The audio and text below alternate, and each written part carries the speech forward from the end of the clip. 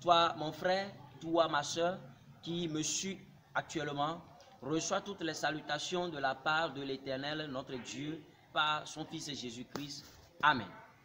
Alors ce matin, tu es en train de suivre le frère Dominique actuellement.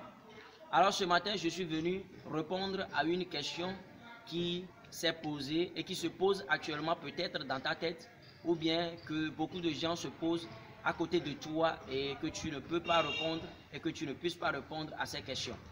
Alors la question est celle-ci. L'immortalité est-elle possible? Est-ce que l'immortalité est possible? Alors, ce matin, j'apporte des réponses bibliques à cette question. Alors, nous devons savoir qu'aujourd'hui, toute personne et que nous sommes, les personnes, hommes, femmes, enfants, toutes personnes que nous sommes, nous avons en nous une crainte de la mort. Toute personne qui vit sur cette terre a une crainte, même minime que cela soit, dans son cœur de la mort. Nous avons peur de la mort. Nous avons peur de mourir. Et nous pensons, le jour que je vais mourir, comment cela va se passer? Alors, je vais te dire quelque chose. L'immortalité est possible selon la parole de Dieu. La réponse est oui, l'immortalité est possible. Mais comment? Alors, je vais te parler un peu. L'immortalité, c'est quelque chose que nous voyons souvent dans les science-fiction, dans les films de science-fiction. Et voilà, je ne suis pas venu te parler de la science-fiction, mais je suis venu te parler de la vérité, c'est-à-dire la parole de Dieu. Alors, il y a deux vérités que nous devons comprendre concernant l'immortalité. La première vérité que tu dois comprendre, que tu dois connaître, c'est que personne ne peut échapper à la mort. Personne ne peut échapper à la mort. Toi, tu mourras, je mourrai. Mon frère qui est en train de me filmer actuellement va mourir un jour. Les pasteurs, les présidents, les évêques, les ministres, tout le monde mourra un jour. Nous allons partir un jour. Nous sommes condamnés à mourir. C'est pourquoi je vais te renvoyer au livre de Psaume, le Psaume 89, le verset 49, qui déclare « Quel homme pourra vivre et ne point voir la mort? Qui sauvera son âme de la main du sépulcre ?» Donc vous voyez la question que se pose le psalmiste ici. Qui peut se sauver de la mort? C'est-à-dire tout homme est condamné à mourir, à retourner à la poussière, comme Dieu l'a dit dans Genèse 3. Alors nous voyons encore dans Psaume 90, le verset 3, la parole de Dieu déclare « Tu fais retourner l'homme à la poussière et tu dis, fils des hommes, retournez. » Vous voyez encore l'ordre que donne l'Éternel ici par le psalmiste. Homme, retournez. Fils de l'homme, retournez. Donc ça veut dire que tout homme est condamné à mourir. Donc la première vérité que tu dois savoir concernant l'immortalité, c'est que la mort, nous ne pouvons jamais échapper à la mort. Tout homme est condamné à mourir. Alors, est-ce que cela veut dire que c'est fini comme ça? Alors l'immortalité est possible, nous allons mourir, c'est fini? Non.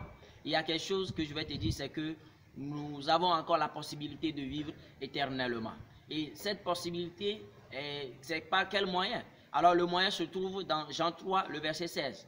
La Bible déclare à cet effet que « Car Dieu a tant aimé le monde qu'il a donné son Fils unique, afin que quiconque croit en lui ne périsse point, mais qu'il ait la vie éternelle. » C'est-à-dire que le Seigneur, notre Dieu, a envoyé son Fils Jésus-Christ pour que toute personne qui croira en lui n'ait pas la mort, mais qu'il ait la vie éternelle.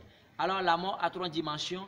La dimension physique, c'est-à-dire la mort physique, la mort charnelle, notre corps retourne à la poussière. La deuxième dimension, c'est la mort spirituelle, la mort en esprit. Et la troisième dimension, c'est la mort éternelle. Alors, la deuxième vérité que je vais te dire, c'est que l'immortalité est possible. Et j'ai cité Jean 3, le verset 16 tout de suite. Et après, la mort charnelle, tu passeras la mort charnelle.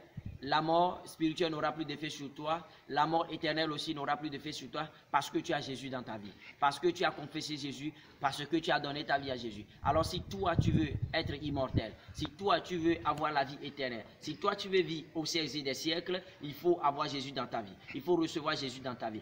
À ce TV, je vais te renvoyer encore dans Apocalypse 22,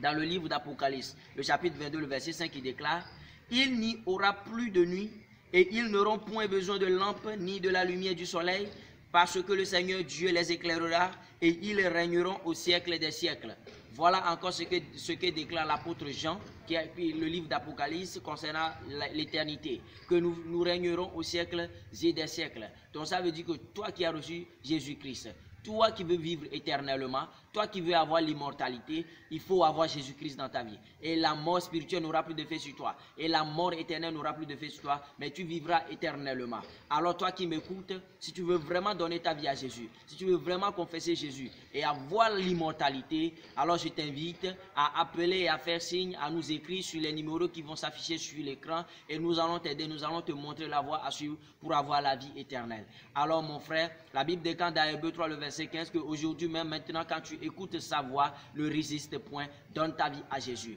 Donne ta vie à Jésus et que la paix de l'Éternel réjouit dans ta vie. Shalom, shalom.